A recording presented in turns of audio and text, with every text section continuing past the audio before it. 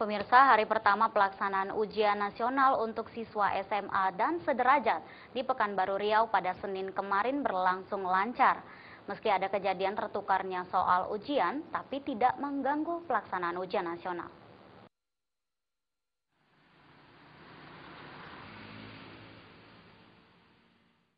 Hari pertama hari pelaksanaan ujian nasional di Pekanbaru Riau berjalan lancar Senin kemarin.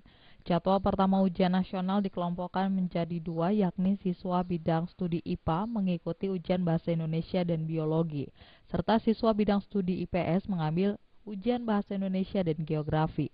Di SMA 1 yang berada di Jalan Sultan Yaris Kasim, 278 siswa dengan tekun mengikuti ujian. Selain diawasi oleh guru pengawas, para siswa juga dipantau melalui kamera CCTV yang bisa dilihat di ruangan guru. TV monitor ini menampilkan semua aktivitas di seluruh ruangan ujian. Panitia Ujian Nasional Pekanbaru mengaku sempat terjadi tertukarnya soal ujian ekonomi dengan matematika di salah satu sekolah. Tapi masalah itu cepat diatasi dengan menggunakan soal ujian cadangan. Memang tadi ada di telepon kita di panitia, ada kekurangan salah di SMK 5. Amplopnya Bahasa Indonesia, tapi di dalamnya terdapat soal matematika. Dan ini sudah kita tangani di awal, yaitu mengambil soal di sekolah itu juga kan ada cadangan setiap ruang. Ini yang kita kumpulkan, dan ini sudah alhamdulillah laporan terakhir tidak ada permasalahan. Jadi satu itu laporan dari saya. Amplopnya tertulis tetap mata pelajaran Bahasa Indonesia, tapi dalamnya ada soal. Di Pekanbaru Riau sedikitnya ada 14.843 siswa yang mengikuti ujian. Mereka adalah bagian dari 76.894 siswa di Riau yang melakukan ujian serentak. Dari Pekanbaru Riau, Safrial Syahril melaporkan. Sementara itu, untuk mengantisipasi agar tidak terjadinya kebocoran jawaban, Panitia Pengawas Ujian Nasional tahun 2014 di Palembang, Sumatera Selatan menambah 400 orang pengawas dari perguruan tinggi se-Sumatera Selatan. Jumlah pengawasan UN kali ini meningkat dari tahun sebelumnya.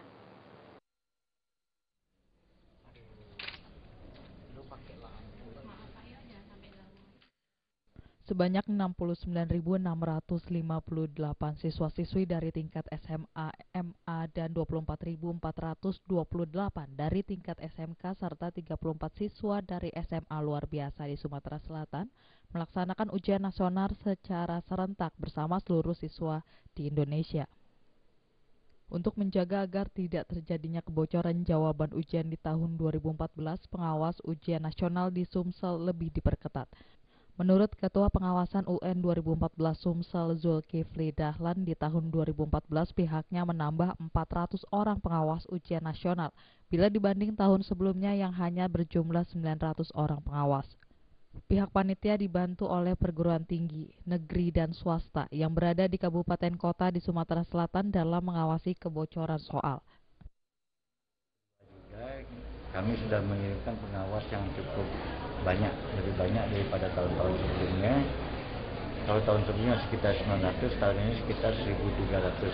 Nah, oleh karena itu kita dibantu dari pihak Kopertis meminta bantuan dosen-dosen dari perguruan tinggi swasta yang ada di Palembang, di Kabupaten Mubas, Kayu, Rahmania, kemudian di Kayu Agung, Uniski, di Oku, Barat.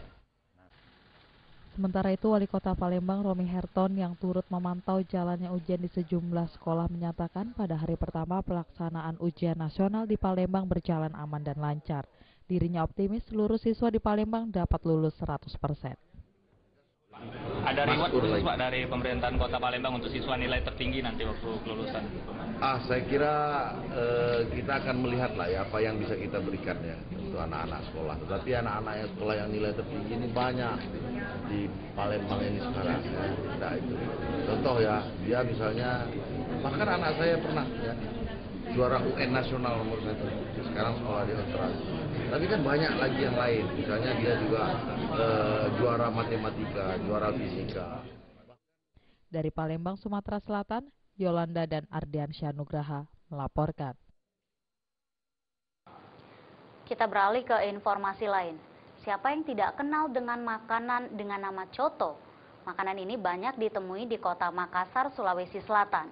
Namun rupanya ada yang berbeda dari menu coto kali ini. Ya, coto bakar. Menu ini biasa menjadi alternatif makanan Anda. Bagaimana cara membuat dan cita rasanya? Berikut liputannya.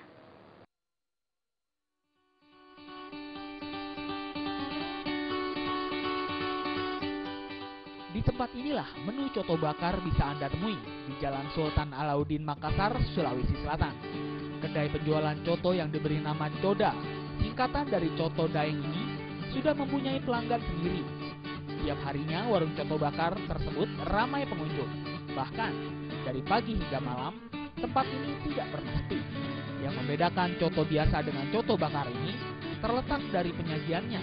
Coto bakar dibuat dengan cara memisahkan kuah dengan dagingnya. Kemudian daging coto ditusuk mirip sate, lalu dibakar hingga matang. Setelah akan disajikan, daging coto tersebut lalu ditaburi sambal kacang. Coto bakar pun siap dihidangkan.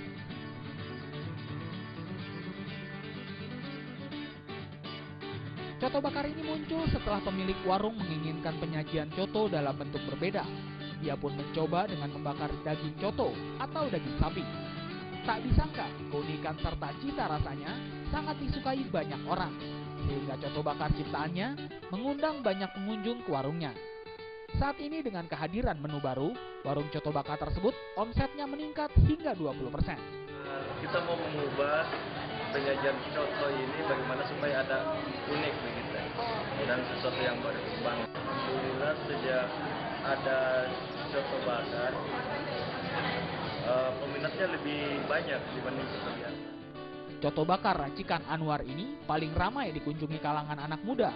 Selain itu, yang menarik dari tempat ini ada desain warungnya yang dibuat seperti restoran sederhana dengan pelayanan ramah dan baik.